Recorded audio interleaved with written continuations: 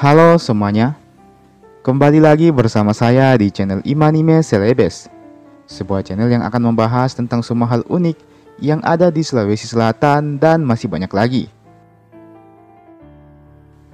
Di video kali ini, kita akan kembali melanjutkan sejarah Sulawesi Selatan. Dan di episode kali ini, kita akan fokus membahas tentang persaudaraan dari dua kerajaan yang bernama Luwu dan juga Wajo. Tapi sebelum masuk ke pembahasan, seperti biasa, saya mau mengajak teman-teman semua buat yang belum subscribe, supaya bisa terlebih dahulu tekan tombol subscribe-nya, supaya channel ini bisa terus berkembang dan memberikan informasi, hiburan, serta wawasan kepada kita semua. Oke? Kalau sudah, langsung saja. Mari kita masuk ke pembahasan. Kerajaan Luwu dengan cepat tumbuh menjadi salah satu kerajaan paling dominan di Sulawesi Selatan. Semua itu semakin jelas terlihat usai Luwu resmi dipimpin oleh seorang datu yang bernama Raja Dewa. Raja Dewa atau yang juga disebut dengan Datu Kelali Tosangereng ini diperkirakan memerintah pada akhir abad ke-15 hingga awal abad ke-16. Datu Raja Dewa ini memulai kepemimpinannya dengan membuat sebuah kebijakan untuk memberikan daerah Larompong, Maluse, dan Salo kepada Wajo, dengan tujuan agar wilayah kekuasaan Wajo makin bertambah.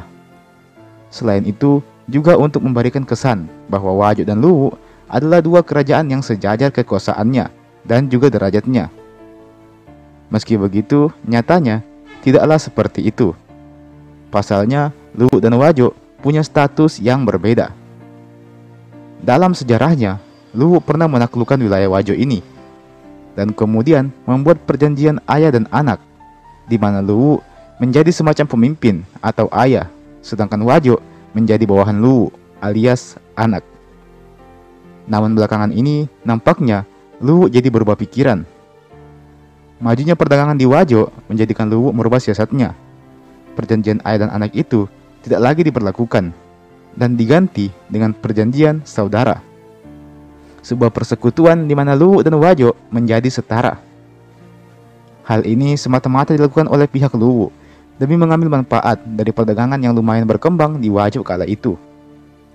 Melalui Sungai Cendrana, sebuah sungai yang menghubungkan antara Wajo dan Bone, sebuah sungai yang kerap kali dilintasi para pedagang yang hendak berjualan. Maka Luwu pun kemudian membangun sebuah tempat tinggal di sungai tersebut. Ada motif lain di balik Luwu yang secara tiba-tiba menjadikan Wajo sebagai daerah sekutunya. Salah satu tujuan Luwu adalah untuk menguasai sebuah daerah yang bernama Sidenreng. Sidenreng sendiri bisa dibilang adalah batas dari wilayah Luwu kala itu. Setelah Sidenreng, maka sudah masuk ke wilayah Kerajaan Siang. Luwu jelas tidak mau jika wilayah Sidenreng pada akhirnya menjadi milik Kerajaan Siang.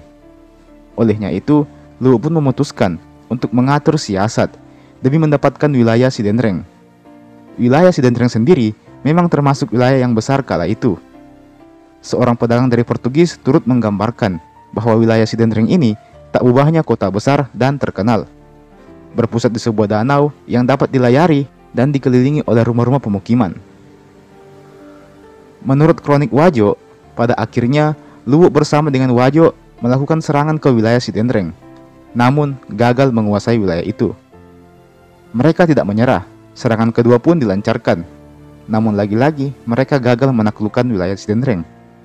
Sebelum akhirnya pada serangan ketiga, dengan kombinasi Luwu yang menyerang melalui laut, serta Wajo yang menyerang lewat darat, maka wilayah Sidenreng pun berhasil ditaklukkan oleh Luwu dan Wajo. Setelah penaklukan Sidenreng, Luwu nampak makin berkuasa dan dominan. Datu Luwu kala itu, yakni Raja Dewa, nampak belum puas dengan menaklukkan wilayah Sidenreng. Dia menginginkan kekuasaan yang lebih, dan pada akhirnya Luwu pun menemukan target taklukan mereka berikutnya, sebuah wilayah yang bernama Bone. Meski begitu, memang Datu Dewa Raja dan Arumpone kala itu, yakni La Tenrisuki, sedang terlibat suatu perselisihan. Maka lengkaplah sudah alasan Luwu untuk menyerang Bone. Dengan bantuan sekutunya, yakni Wajo, maka Luwu pun maju dan menyerang wilayah kerajaan Bone. Namun sayang, dalam peperangan tersebut, pihak kerajaan Bone berhasil menang dan mengalahkan Luwu serta Wajo. Datuk Luwu, Dewa Raja, dibiarkan kabur hanya dengan sisa 20 orang pengawalnya. Setelah kekalahan Luwu tersebut, dibuatlah sebuah perjanjian yang bernama Polo Malelae di Unyi, yang artinya pematahan senjata di Unyi. Bersamaan dengan perjanjian ini, maka menandai juga tentang lahirnya sebuah kekuatan baru di daratan Sulawesi Selatan. Dialah Kerajaan Bone. Bone pun resmi menggantikan Luwu sebagai kerajaan yang paling berkuasa di Sulawesi Selatan. Kerajaan Bone sendiri adalah kerajaan yang awalnya terdiri dari 7 kelompok komunitas. Ketujuh kelompok ini awalnya bersatu dan membentuk sebuah kesatuan yang bernama Kawerang, sebuah istilah yang bermakna beberapa batang padi yang diikat menjadi satu.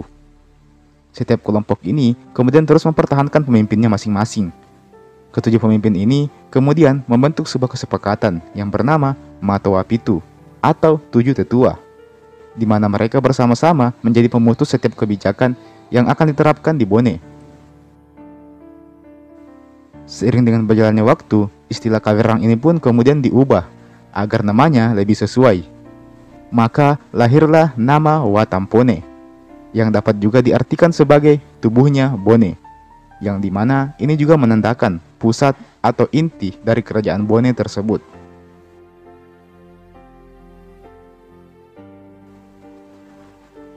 Dan teman-teman, itulah tadi pembahasan kita pada hari ini.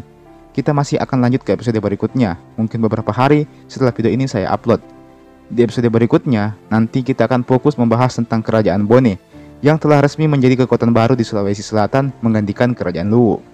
Jadi silakan teman-teman stay tune terus di channel ini. Oke?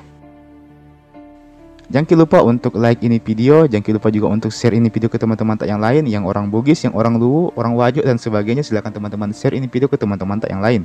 Jangan lupa juga untuk subscribe ke channel ini tentunya, dan nyalakan juga lonceng notifikasinya supaya tidak ketinggalan kalau misalnya ada video baru yang saya upload di channel ini. Oke?